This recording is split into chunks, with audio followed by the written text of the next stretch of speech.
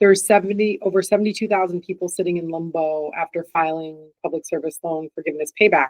I'll talk about what that means. I also want to go over the One Big Beautiful Bill breakdown on the studentaid.gov website. If you haven't watched my video on the One Big Beautiful Bill update, please do. There's a couple errors. It's a controversial video because I made a couple errors because I was actually trying to read through the legislation.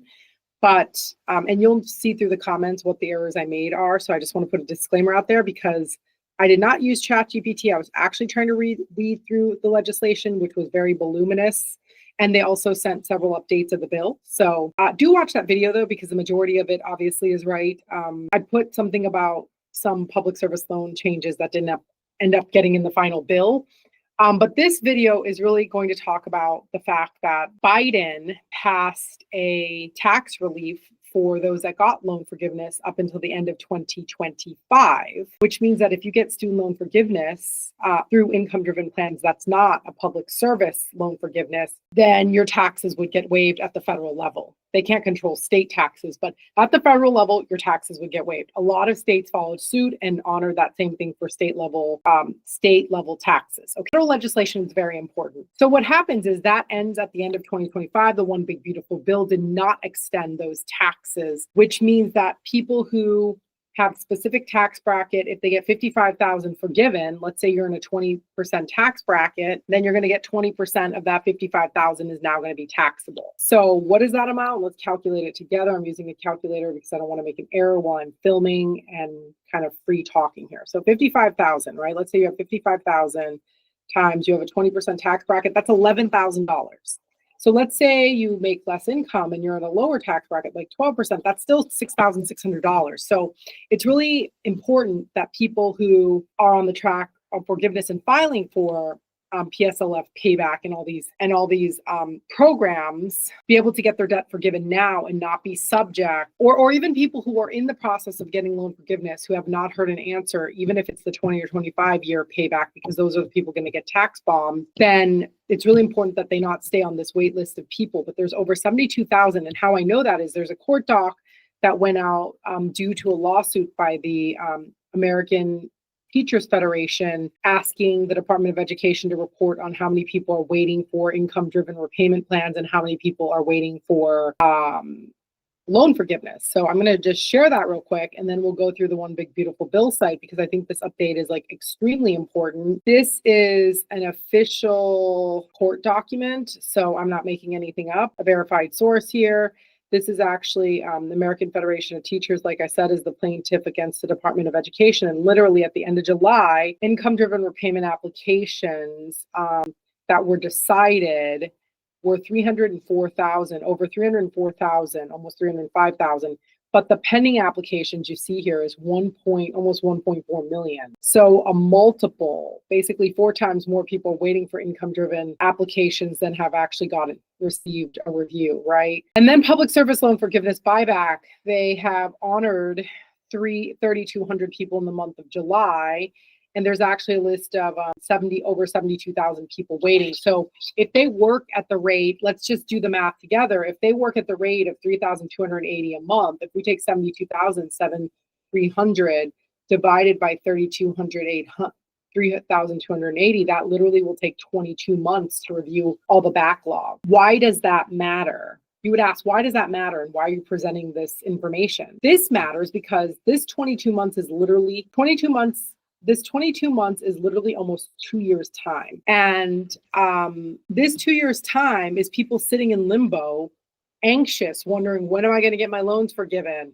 And then also what is unacceptable is the Department of Ed, I'm going to stop sharing this, is basically coming out and saying, well, if you're not so sure it's going to get forgiven, etc., or you're not so sure, continue to make your payments. And then when we forgive it, you'll get that money back, but they're not committing to a timeline in which the Department of Treasury will refund people's overpayments. And so they're expecting borrowers to pay while this decision is in limbo because they cut funding for the Department of Ed and the servicers, and they're expecting borrowers to pay the price, even though they're supposed to get their debt forgiven, to just sit there in limbo and continue to pay their debt. So this kind of policy is crazy. And as a result, there's a few senators, of course, Bernie Sanders and Elizabeth Warren, that wrote to the Secretary of Education demanding that they accelerate forgiveness, especially considering that the tax implications I told you about. Basically, if the Department of Ed waits and holds on to people's loan forgiveness applications and they wait until 2026, now they're going to have to pay like thousands of dollars in taxes because the Department of Ed didn't do their job in a timely manner, even though the people did the process according to what was asked and according to what was legally given to them as an opportunity, which is like, if you pay for this long and you do these steps, you will get your loans forgiven. Now they're applying and they're not getting their loans forgiven. They're told to continue to pay it while we make a decision. And by the way, oh, if we're too slow, you're going to owe all this tax money, which is crazy. It's crazy that this is happening right now. And I wanted to do a free-flowing video because I'm like, how do I try to script this and shorten it? And the reality is it doesn't have to be shortened. It could just be me talking about the facts and sharing my thought process, right? So the next part of this video I do want to talk about a little though is at least one good thing the Department of Ed has done as of recent is they have updated the website to clarify the One Big Beautiful Bill because it's very confusing to read through the legislation yourself or to try to hear news outlets who try to give snippets of things in which you're like, what does this fully mean, right? So first of all, when you go to the website, the studentaid.gov website, I just think it's so fascinating because the first thing it says at the top is if you're over 360 days delinquent, your loans may be in default. Log in here to see if your loans are in default. That's just scary. Like, why do people have to log in here? Like, if they are in default, I pray and hope that people know before they have to come to this site and log in to find out. Like, I am so sorry if your servicer has not done a good job communicating, you haven't seen anything, and that you're now 360 days behind and you just thought your payments are on pause. We see that all the time. Your credit's getting hit. If your credit's getting hit, we can also potentially help with that. But the idea of that happening, and it's happening to millions of people, is just ludicrous to me. And it's a lot of people will be like, well, the borrower, it's their fault. They didn't go on and set up the payment. Well, I understand that's a segment of people, but like that were notified and just ignored it. But a large segment of people were never notified, or were notified to the wrong place, or were just never notified that their payments were starting again. So anyways, if you were notified, or they're notified multiple times about different dates and none of them were actually the right date. So if that ever any of those items happen to you, we can definitely help file some paperwork to your servicer asking to remove those lates from your credit and obviously get you out of the default process, because you don't want to be on the process to default because wage garnishment may ensue and all these other horrible things. Your credit's going to hurt. There's no point in letting, and also, by the way, when you hit default, there's also like 17.82% of the principal balance is then fined. So you get a huge fine, and it just hits your credit. It's a really bad process, really bad for the borrower, really bad for the credit. So I would, if I were you, try to avoid that, and we can help you get out of default if you're on your way. Okay, second thing is this whole alert, but it's just scary that more people are in default and need to get out of it than want to know about the One Big Beautiful Bill, right? So if you click at the top of this, which I've already done, I want to review what the One Big Beautiful Bill update is in very simple terms. I'm obviously not going to read the website. That's my intention, not my intention here. My intention is really to just share some of the biggest highlights. The biggest highlights really is that people, right here, the passage of the act, the IBR plan now has updated eligibility that allows borrowers, you don't have to show partial financial hardship, which means you don't have to basically have a reduced income in order to enroll in the plan. Also, here's really important, and this is what I said at the beginning of the video, Parent Plus borrowers have to consolidate their loans and enroll into ICR to be considered for the income-based plan. You don't do that, you will not be considered for the income-based plan. So I want to talk about who will not be considered for IBR come July of, actually, let's talk about this. I'm going to skip this part right now. I can come back to it, but I want to talk about borrowers who will not be in IBR. Parent Plus borrowers who did not consolidate. So that's a call to action. Parent Plus borrowers must consolidate. Also Perkins loans, Stafford loans, all those smaller loan programs that are historically older that came before the direct loans. If you do not consolidate into a direct consolidated loan, you will not qualify for income-based repayment. So please listen to me. If you have Stafford Perkins loans, you must consolidate. If you have Parent Plus loans, you must consolidate by June 30th of 2026. Do not wait until the last minute. I would start that process now because you see the backlogs, you see the court numbers. I'm not making them up. Just start this now. Consolidation tends to take longer than income-driven repayment enrollment, so just start the process now. The type of income-based repayment, and I stated this in my One Big Beautiful Bill update. Again, if you haven't seen it, please do watch it because it's more comprehensive than this short FAQ video here, is that there's two types of income-based repayment. The One Big Beautiful Bill also updates for what's going to be available if you're a borrower in 2026 and beyond, what plans are available. So do click the link that I will post up somewhere around here, okay? But basically, the income-based repayment plans that are available for older borrowers, which means borrowers who have borrowed before 2026, basically, depends on, is basically called old IBR and new IBR. New IBR just means borrowers who borrowed after July 1st of 2014. Old IBR is for borrowers who borrowed before, 2014, and the time length you pay is different. If you are an older IBR borrower, it's 25 years repayment. If you're newer, it's 20, and it's a different calculation of your monthly payment based on old borrowers pay a higher percentage of what's called the discretionary income.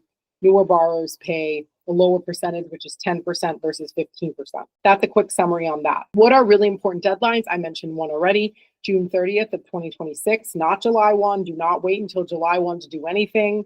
I would even move up artificially the deadline for the viewers here to just say even May 15th, because if you start things later than that, you're just going to get yourself jammed up in a bind. So just trust me, there's too many backlogs. Don't give yourself until the end, last down to the wire, okay? So don't do it any later. It says June 30th. Like I was saying, I would say make yourself a May 15th deadline in your calendar, and I would start doing it now. So those are the big updates from the website. Again, Parent Plus borrowers, Stafford borrowers, Perkins borrowers, get on it if you want access to income driven in the future. Even if you don't necessarily want access to it now, it's good to do what's required now so that if you need access to it in the future, you will get access to it. So I want to now answer a few questions we have been receiving. Okay. The questions we have been receiving is there a point in enrolling in pay as you earn, or can you go into IBR? Before, my guidance was if you can enroll in pay as you earn, until 2026, you can move from pay as you earn to IBR in 2026. However, my guidance on this has changed as a result of the forgiveness pause that this administration has come out and said.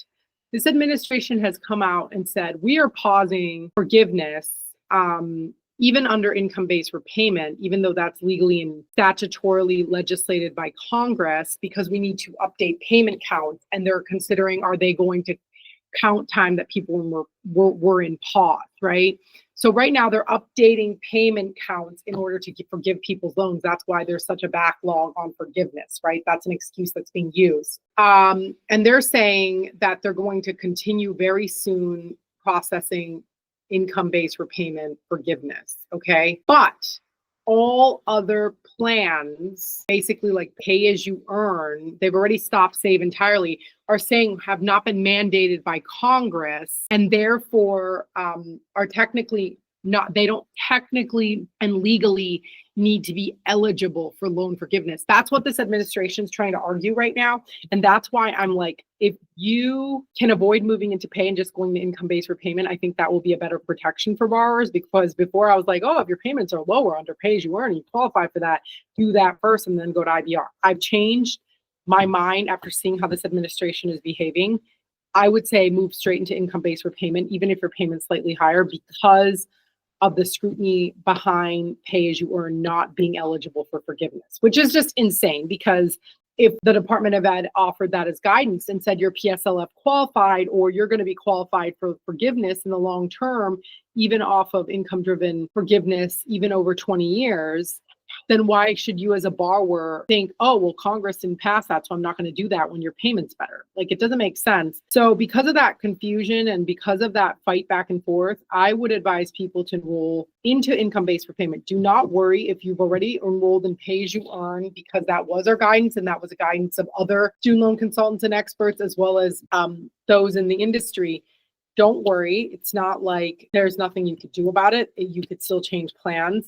But I just want to put that out there with the information we know now and the scrutiny this legislation is giving. Like, I just don't think that I think if they can find a way to minimize forgiveness, they will. And it's less about the ethics of what they told borrowers and more of like, well, we get to save our taxpayers money. And it's more about like saving taxpayers or saving or trying to lower the budget or something, and not honoring the promises that they made to borrowers, which, I mean, I know there's legal backings for everything. And I'm sure if they said, we're not going to forgive anybody on Pay As You Earn, there's probably going to be tons of other lawsuits too. But that's my 2 cents for right now. I just want to address that question. 91% of our viewers do not subscribe, so I hope you subscribe to this video. Please share it with those who may find this information helpful, and please ask clarifying questions. I love those. Please point out if I made an error in this video, because after all, I am human and just making a free-form talking video. I can't wait to hear your questions, be challenged,